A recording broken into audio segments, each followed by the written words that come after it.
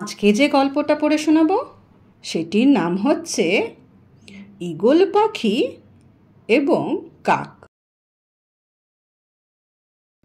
পাহাড়ের গায়ে খুব উঁচুতে এক ঈগল পাখির বাসা ছিল। সেই পাহাড়েরই পদদেশে একটা গাছ আছে, সেই গাছে একটা কাক বাস করত। একদিন যখন মাঠের ওপর ঝকঝকে রোদ পড়েছিল,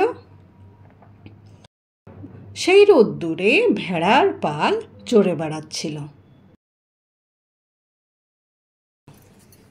তাই দেখে ঈগল পাখি আবার আকাশে অর্ধবৃত্তাকারে ঘুরপাক খেতে লাগলো এবং সবেগে মাটিতে নেমে এসে ছৌ মেরে একটা ভেড়াকে নিচের বাসায় তুলে নিয়ে গেল।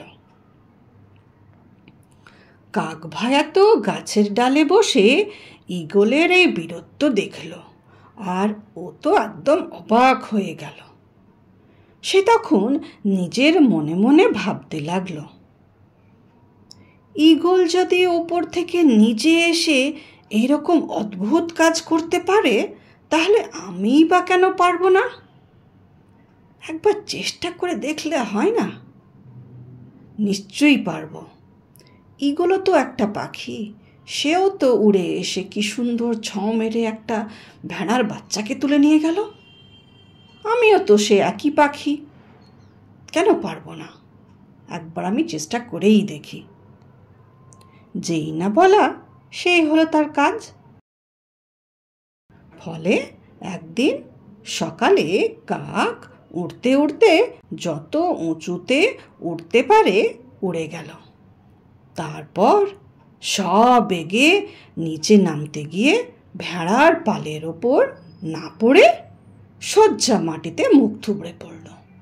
ধ্রাম! প্রচণ্ড আঘাতে কাকের মাথা ফেটে চৌচির হয়ে গেল। যন্ত্রণায় ছটপট করতে করতে তখনই সে মরে গেল। বলো তো, এই গল্পটা থেকে আমরা কি শিক্ষা পাই?